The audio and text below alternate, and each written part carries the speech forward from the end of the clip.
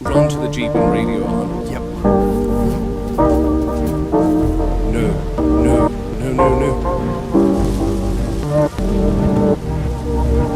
Well, look who it is.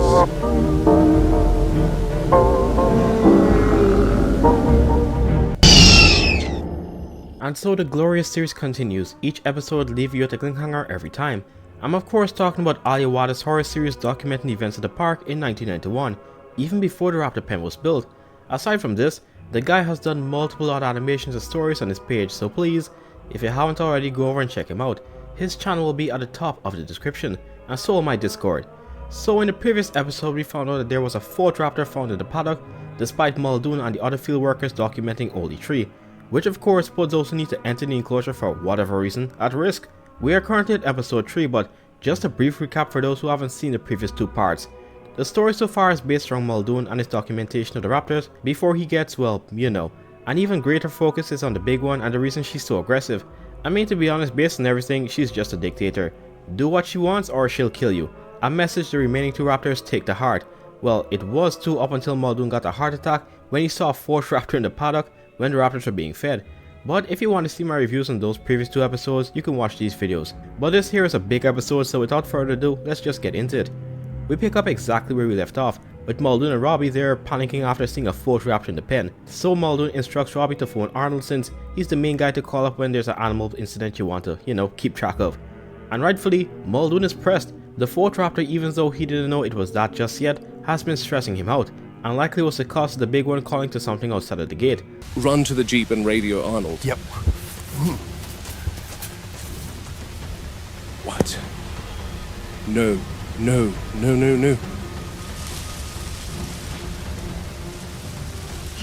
Where did you go? No, damn. Arnold, you've got some explaining to do. Robert, calm down. There's probably some sort of misunderstanding. Run the count right now. I am. One moment. The computer is analyzing. Okay, done. Total animals expected, 238. Total animals found, 238. Everything's accounted for. Give me the Raptor numbers, Ray. Velociraptor, total number expected, 4. Total number found, 4. How can that be, Ray? We have 3 Velociraptors. Well, Wu did approve the transfer of 1 juvenile from the nursery to the enclosure recently, so that makes 4 Muldoon. He what? 1? Why the hell would he not inform me about that approval? Muldoon. And 2, does he even realize that we shrank 3 raptors before entering the enclosure? I had Robbie and Tony in there. Alright, so apparently this was just a juvenile raptor Wu introduced into the pack, which rightfully pisses off Muldoon. From what Ray is saying, it sounds like the 4th Raptor was always in the pen, even when Muldoon and the other workers were inside of the paddock after tracking out what they thought were only 3 raptors in there. But still, something doesn't quite add up. If this raptor had been transported before then, why was the big one calling out to something outside of the fence? The only thought that comes to mind is that this story is based mostly off of the book, where there's an undocumented number of wild raptors loose on the island that don't show themselves for now. Maybe they were interacting with the big one from beyond the fence. Muldoon mentions that the 4th Raptor isn't a juvenile, despite Henry saying that it is, and he's right, that's far too big for any juvenile since it's the same size as the other raptors. And after yelling at Ray some more, he then goes on a rant of just how cocky Wu and the other folks behind the screen really are. Last night was basically a big heated screaming match. I wanted to put Wu in a chokehold. Christ, the nerve of him to think he can make such decisions without consulting me. I've told Hammond multiple times that the ones that hide indoors behind their computer screens need to keep the people who actually venture out into the park in the loop. Especially with something so non-brainer like introducing a new animal into an enclosure. Double especially if we need to enter said enclosure. Christ, power has gotten to his head, that Wu. Such a brazen lack of accountability. Yeah, this is definitely based on the novel. I know I keep saying that each episode, but aside from the dinosaurs, the mannerisms of some of the characters prove it. Hammond in here seems to be very uptight and cares more about the animals than the normal employees. Only the best of the best like Muldoon and Henry get special treatment, mostly for his wallet since they keep things up and running. Also, he gives Wu a bit more leverage because he's the main person responsible for the park even existing. And even though in the novel Henry isn't as self-centered as the films, he's a bit more prideful when it comes to dinosaurs, which led to his death in the book. But this pride and superiority often led to him doing whatever he wants without talking to the people out in the field like Muldoon, because that raptor thing truly would have gone bad if it wasn't hiding, or if it even was hiding, because there's something telling me that it wasn't there at that moment, as in the next scene Muldoon can't find it and the original three raptors are behaving stranger than usual.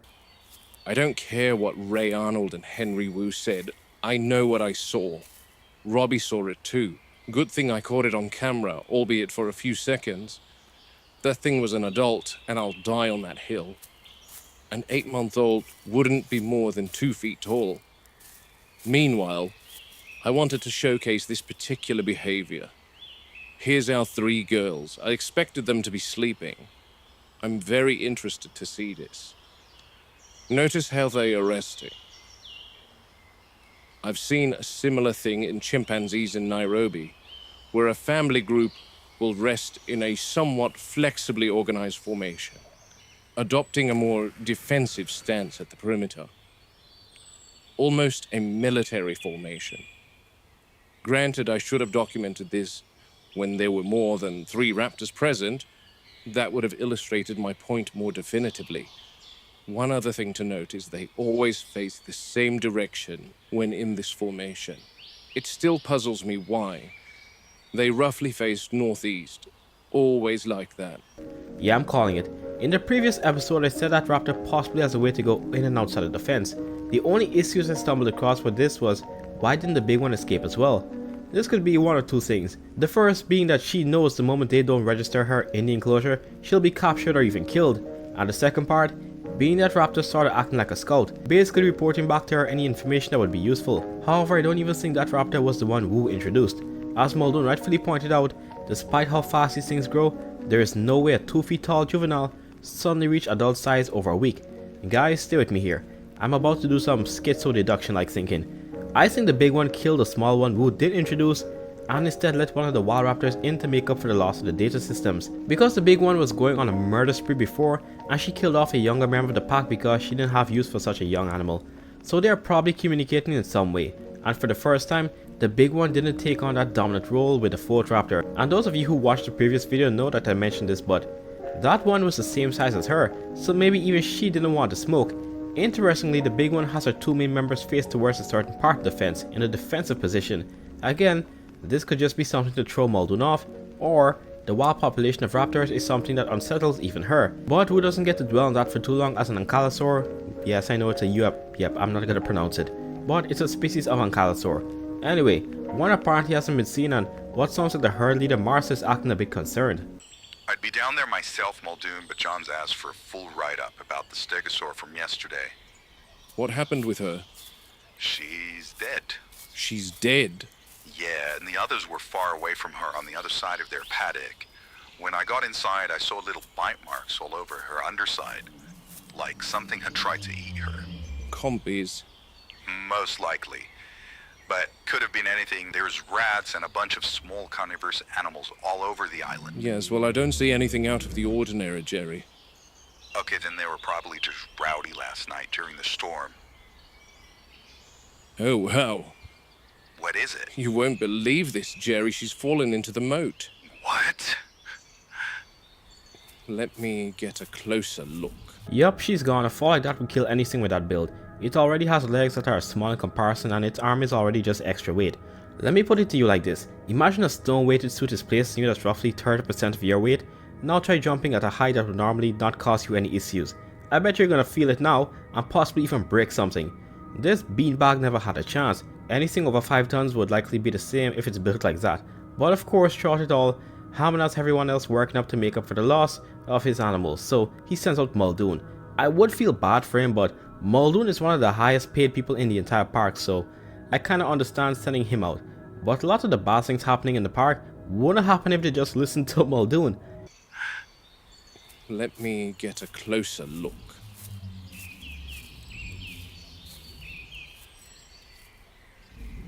Is that her I hear? No, that's someone else.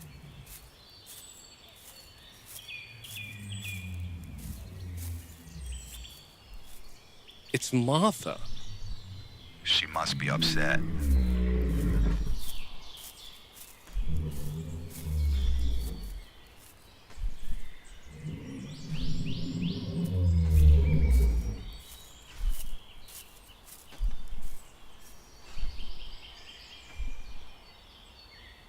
Yeah, Jerry, I think the fall has killed her. She seems pretty busted. I can see what looks like a broken forelimb.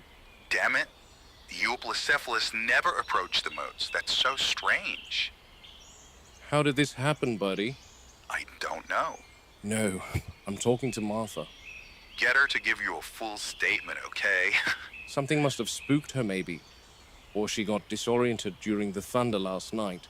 I would lay down my life for Martha. Put me in a cage barehanded with a big one one-on-one and I'ma do it for Martha. She looks like a jelly bean with bumps. Even though I know she might very well just bash my head in, it wouldn't stop me from patting her on the head. Even Muldoon talks to her like the way you talk to an old dog, but cuteness aside, the fact that the other Anky suddenly fell into the moat is weird. As I said, they almost never go even remotely near the moat. I mean, accidents happen, but this couldn't just be a coincidence, especially with what I believe to be a rogue raptor population on the loose. That seems to be now revealing themselves. So Muldoon of course goes down into the moat to confirm this thing is dead because it's Jurassic Park and you never know. They're usually pretty good about staying away from the moats. They don't even like to step off 1-foot boulders. I'm in the moat. Is someone coming down with a crane, Jerry? Yeah, I've called them. They won't be long. Okay, good. Did you figure out the stego's cause of death? I took a blood sample and ran toxicology. She had raised liver enzymes, and the test came back positive for meliotoxin. Damn, what a way to go. Yeah, it's sad. This Anky is definitely dead. For something of this thing's weight, it's quite a fall to sustain. She's not breathing. I assume died on impact. Man, these dinos are having it rough. Now you, stand back please. We don't want you in here as well, Martha. It's probably nothing, but the way how he describes the stego's death seems akin to a Troodon or Dilophosaurus. I might just rule out the Troodon because they are only really mentioned in the game, but the Dilophosaurus in the novel is the size of a polar bear and also has venom, so it might be a predator responsible for the stego's death, but it just wasn't able to come back and feed after the bite. And I might also just be overreacting since I'm sure a bite mark would have been found and it could have just gotten sick.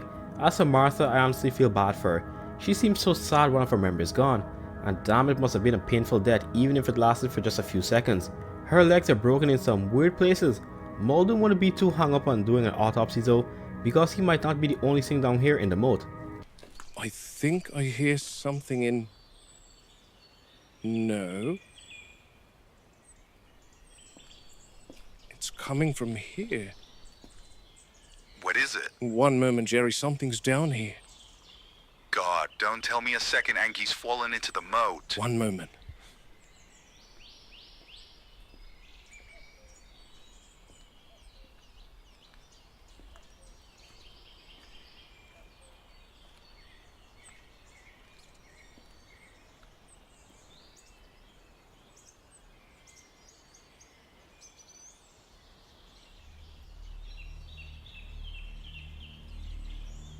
Jerry, are any of the Ankies small enough to fit in the drainage pipe? They're all about the same size, Muldoon. Why? I think this... Alright, we all saw that, right? That clearly outlined Raptor shadow floating across the wall. This is either that fourth Raptor that's outside again, or another pack member is just there observing Muldoon from above. What's terrifying is that it doesn't attack or show any signs of aggression. It's studying him and learning his mannerisms and behavior in general. Hell, they might even try to freak other dinosaurs out so when they get hurt, Muldoon will be forced to go down there and the group will just tear him a new one. Or it's the same raptor who's just relaying information to the big one. But more likely it just sees a gun in his hand and knows now isn't the time. Still, Muldoon continues on investigating the pipe because there's definitely still something down there.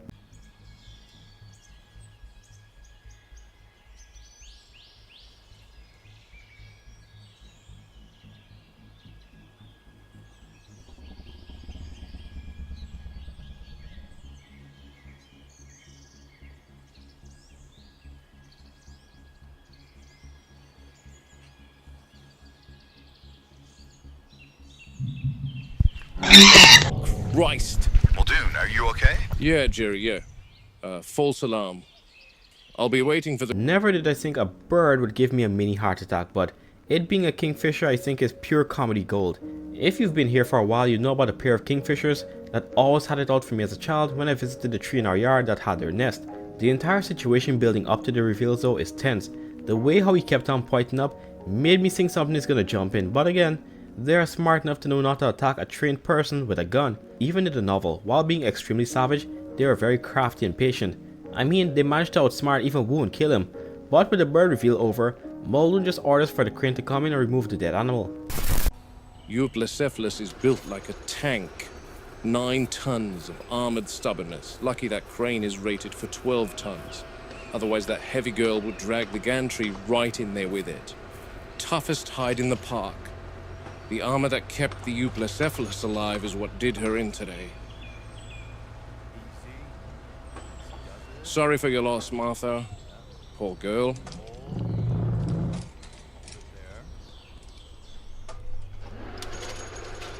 Built to survive predators, but not to fall like that. I found the footage from last night to show very uncharacteristic behavior from the Ankylosaur from the moat incident. She seemed agitated or spooked. And then I saw her approach the moat. Highly defensive, she swings her club at what I assume was an attacker. I scrubbed through all the surveillance footage of the Ankylosaurus enclosure, but I couldn't find what she was reacting to. One wrong step later and she slips into the moat, her own weight crushing her on impact. I know a lot was revealed, but the fact that Muldoon is in the same enclosure as Martha and she's not doing anything makes me more confident about going up to her and petting her. Could only feel bad when you see her watching her herd member's dead body hoisted out on a crane. I didn't even know they were 9 tons. Makes sense that she died on impact. Sentiments aside, the security footage reveals the reason for her death and it kinda imitates the raptors in the paddock. I'm pretty confident that we could all agree by now that the wild undocumented raptors were the ones responsible for riling up the Ankylosaurus. The interesting detail is that the Anky was, swinging at the fence. It seems to be in the same direction the raptors were in the paddock facing as well. So these wild raptors probably even made the cage raptors uneasy as well, which is the reason for the tense formation. Really was unfortunate how the Anky slips though. She was so close to just walking away. Maybe the raptor's initial plan was to make one fall into the moat so Muldoon would have to go down and check so they could watch him. However, the raptors are really taking a break at this moment, on Muldoon's mind at least, since he's gotta do an inspection on a much more formidable carnivore. I'm out here in carnivore country for an evening perimeter check on the Rex paddock. Hammond insisted these recordings, quote, boost visitor confidence. Personally, I'd settle for proper staffing, but here we are. There's some light rain coming down, so I'm always a little hesitant about mixing electronics with water. I'm down at the main road. They've been digging for the past few days. They want to expand this whole section, and then the crew will bury tracks in the ground for electric tour vehicles to run on. All zoos and wildlife preserves know that electrical fences are prone to sagging, especially along the upper grid. That topmost wire's flickering from the rain. Not failure yet, but enough to make me uneasy. And with an animal this size, uneasy is one step from dead. I like how Muldoon says he'd prefer if the tape was used for better staffing, like education-wise, because the people on this park definitely need it. I mean, the roads for the park is now starting to get built and there's a top wire already starting to give out. Muldoon says that this makes him uneasy. Bro, even the fence being normal would make me uneasy, especially if there's like a 10+ ton Rex like in the novel. One thing's for sure though, this definitely isn't a stealthy one in the slightest. I know Rexy sometimes has her moments where she can be quiet, but Muldoon says this one just sounds like a mini earthquake whenever it moves. Apparently he has a sixth sense for this Rex because he says he can notice her pacing along the fence. I'm trying my hardest just to see her. Did you catch that? Not a roar, more a confirmation. She's testing her voice, gauging distance. Big predators don't waste energy unless they're calculating something. And she's clever. Far more than the board wants to admit. I can hear her moving. Toes splayed, maybe a little deeper on the left. Limping slightly, could be an injury, or just the terrain. But a wounded apex is the worst kind, much less predictable. The sounds of the other animals in the park must be igniting her hunting instinct and making her restless. If that top wire drops during another storm, even for a moment, she'll know. Animals don't need voltage meters, they feel micro vibrations. She'd sense the lull and approach it, no hesitation. That's really interesting. From every movie and every horror animation from different creators, I've never considered the reason the Rexes always escape so quickly when a power outage happened was because they could sense when the voltage is down. So they don't need to physically test the fence like the Raptors, which makes sense, seeing just how OP a T-Rex is, even in real life. And some animals today can do this too, I'm sure. Apparently the animal calls around the park are making her antsy, and her hunting patterns have changed, but I think the slight reason for that may be the Raptors. I'm sure the havoc they've caused within the past days indirectly affected the Tyrannosaurus mood. And again, Muldoon has got to have another sense for that thing because I don't hear a thing, but he can hear it tracking him. But it seems like even his senses are a bit off because there's not just that Rex instead of that paddock. She's pacing me along the fence, staying parallel with me. Hard to see her, the rain's masking her body signature, and she knows how to use cover. She's a patient gal.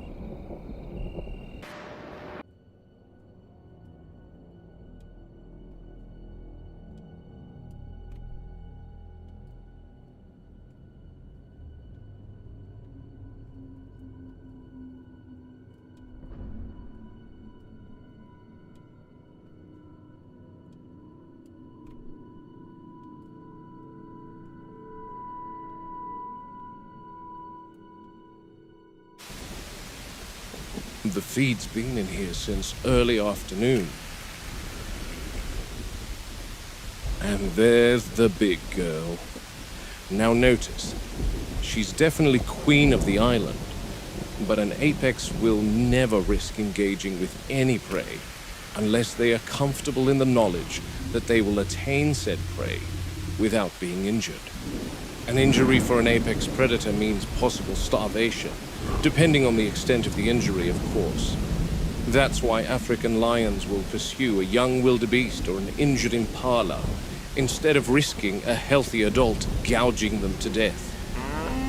There's a lot of calculation that goes into deciding prey items, and the Rex won't approach the cow until she's decided that it's safe to do so. Oh! Well, look who it is.